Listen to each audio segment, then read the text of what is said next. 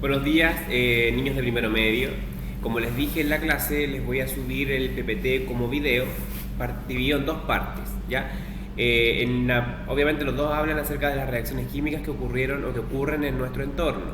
La primera parte o el primer video vamos a tomar solamente el primer objetivo, que es la apreciación de las principales reacciones químicas que se llevan a cabo en nuestra vida cotidiana, y el segundo video va a hablar acerca de la clasificación de las reacciones químicas que ocurren a nuestro alrededor, ¿ya? Entonces vamos a partir con el primer objetivo y con la primera reacción química que observamos comúnmente a nuestro alrededor, que es la reacción de combustión.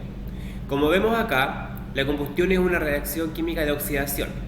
En ella se desprende gran cantidad de puntos en forma de calor y de luz, y obviamente eso es visible o visualmente se puede observar a partir de la generación de fuego, ¿ya?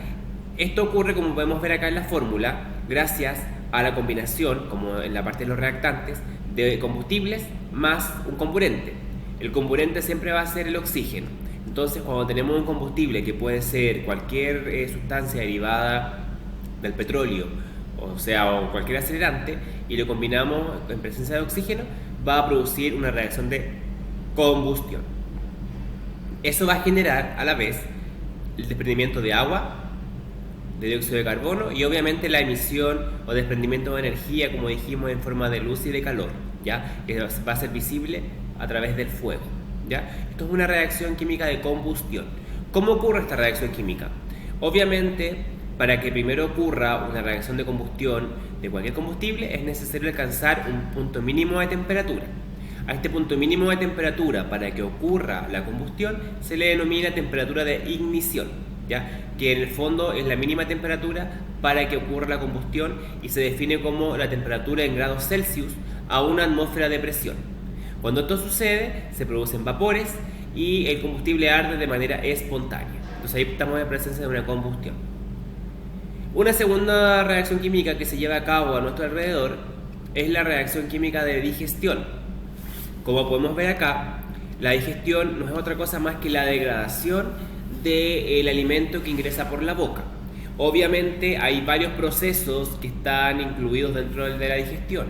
Los primeros procesos se llevan a cabo en la boca, en donde se mastica el alimento, se envuelve eso en la saliva y se genera el bolo alimenticio que luego va a ser tragado y degradado en el estómago y en el intestino delgado. Este acto o esta reacción de digestión va a ser o va a ocurrir tanto en los organismos pluricelulares, como nosotros que tenemos millones de células, como en cualquier tipo de organismo que tenga células, ya que las células finalmente son las que van a recibir la energía proveniente de los nutrientes de los alimentos. ¿Cómo se lleva a cabo este proceso de digestión en mayor detalle? En primer lugar, tenemos que considerar que el proceso de digestión es bastante largo, se lleva a cabo en 3 etapas del tubo digestivo, ¿ya? Y en las 3 etapas del tubo digestivo participan unas sustancias que se llaman enzimas, que son sustancias químicas que ayudan a simplificar el alimento, o sea, permiten que el alimento se sintetice y se extraigan las unidades estructurales que lo forman, y luego de ahí se extrae la energía suficiente que es absorbida por el torrente sanguíneo y envía la energía suficiente a todas las células de nuestro cuerpo. En la boca se forma el bolo alimenticio gracias a la enzima producida por la saliva. Luego, ese bolo alimenticio, al momento de estar en el estómago, nuevamente actúan las enzimas presentes en el jugo gástrico, ya que lo van a transformar en quimo. Y luego ese quimo es traspasado o sigue circulando al intestino delgado, donde las enzimas participantes van a ser los jugos intestinales, el jugo pancreático, la bilis, que lo van a seguir simplificando aún más, y las vellosidades intestinales lo van a absorber y lo van a enviar al torrente sanguíneo, ¿ya? Reacción química de digestión que es llevada a cabo por todos los seres vivos y animales del planeta. Acá tenemos una ecuación química que representa este proceso. Obviamente la ecuación va a ser distinta dependiendo de dónde se lleva a cabo la digestión, si es en la boca, en el estómago o en el intestino. En este caso tenemos un hidróxido de sodio más un ácido clorhídrico que me va a generar agua y cloruro de sodio, ¿ya? Pero insisto, esta fórmula cambia porque depende de dónde se lleva a cabo y del alimento que yo estoy consumiendo y cómo se va degradando también, cuál es su unidad estructural. Tenemos acá otro fenómeno que no es para nada beneficioso, que es la reacción química ya denominada lluvia ácida, o que genera la lluvia ácida. La lluvia ácida se genera básicamente por humedad que hay en el aire, cuando esta humedad se combina con algunos gases contaminantes producto del efecto invernadero, como los óxidos de nitrógeno, el dióxido de azufre y el tróxido de azufre, ¿ya? Los cuales son emitidos a partir de la combustión de los combustibles fósiles, de fábrica, de las calderas de calefacción, de los vehículos, de las centrales hidroeléctricas, etc. Generan este fenómeno que es bastante perjudicial. ¿Cómo se genera esto? Estos gases que mencioné anteriormente, que están en la atmósfera, son absorbidos o se combinan con las gotas de lluvia. Entonces la gota de lluvia, al momento de caer, de combinarse, se genera una cierta acidez. Esa acidez daña los suelos principalmente, porque los vuelve más ácidos. Y al ser un suelo más ácido es más difícil de que pueda ser un suelo cultivable. También daña las estructuras metálicas porque las corroe. Y puede, en casos extremos, causar también algún tipo de quemadura tanto en animales como en el mismo humano, ¿ya? En el caso de nuestro país todavía no tenemos este efecto, sin embargo países de Europa abajo o de África o países con mucho poblamiento como, no sé, Japón o México, sí tienen estos fenómenos porque sus índices de contaminación y la producción de estos gases que nombré anteriormente son bastantes. Ven, acá tenemos una fórmula que puede representar esta lluvia ácida. Tenemos óxido de azufre combinado con agua y obviamente esto genera un efecto o un compuesto que va a generar finalmente algún tipo de daño en el planeta o en el lugar en el cual está cayendo esta lluvia ácida. ¿Ya? Lo que no es perjudicial es la siguiente reacción química que ocurre a nuestro alrededor, que es la reacción de fotosíntesis. La fotosíntesis es la reacción base de la vida, ya es el motor de la vida, ya que recuerden que las plantas son las que llevan a cabo la fotosíntesis y las plantas son el primer eslabón dentro de la cadena alimenticia. Sin plantas el resto de la cadena alimenticia se quiebra o se rompe, ¿ya? La molécula que hace o que se encarga de realizar la fotosíntesis es la clorofila. ¿Dónde ocurre la fotosíntesis? Precisamente en las hojas verdes de las plantas. No necesariamente son hojas verdes, porque recuerden que las plantas no todas son verdes, ¿ya? Pero la clorofila de una planta está presente en su hoja. Entonces, ¿qué hace la hoja? Gracias a la clorofila, absorbe la luz del sol y la convierte en dióxido de carbono, y el agua la convierte en carbohidrato. Y luego libera al ambiente el oxígeno, que es un desecho para la planta, pero para nosotros es fundamental porque es nuestra base para realizar la respiración celular. Ahora, ya que hablé de la respiración celular, acá tenemos la fórmula de la fotosíntesis en primer lugar. Tenemos 6 moléculas de dióxido de carbono más 6 moléculas de agua en la parte del reactante. Eso, tras la ocurrida de la reacción, me va a generar glucosa, cuya fórmula es C6H12O6, y me va a generar 6 moléculas de oxígeno, ¿ya? Esto es la fórmula de la fotosíntesis. Como les dije, el proceso de respiración celular es el proceso inverso, ¿ya? Porque nosotros tomamos el oxígeno y liberamos al ambiente el dióxido de carbono. Entonces la fórmula es exactamente igual, pero al revés. Eso quiere decir que los productos para nosotros se transforman en reactantes y los reactantes se transforman en productos, ¿ya? Pero ambos procesos son vitales para la vida. Otra reacción que también ocurre a nuestro alrededor o nuestro entorno son las reacciones de oxidación de los metales.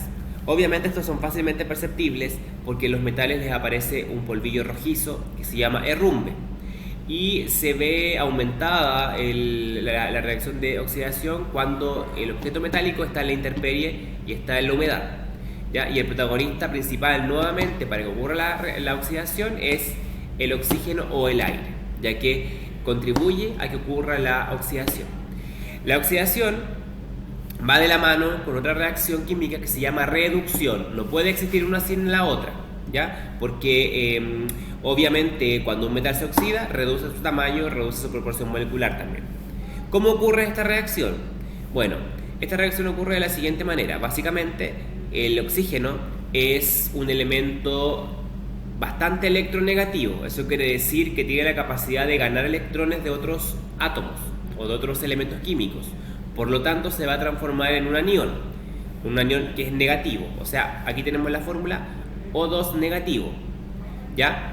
Y ese oxígeno es capaz de capturar de elementos como los metales, que son menos electronegativos, quitarles o robarles sus electrones y transformar el metal en un catión con carga positiva, y de esa manera se va a producir la reacción de oxidación y también de reducción a la vez, porque una no puede existir sin la otra y van a formar óxidos, ¿ya? Entonces un oxígeno combinado con cualquier metal forma un óxido, metal oxidado.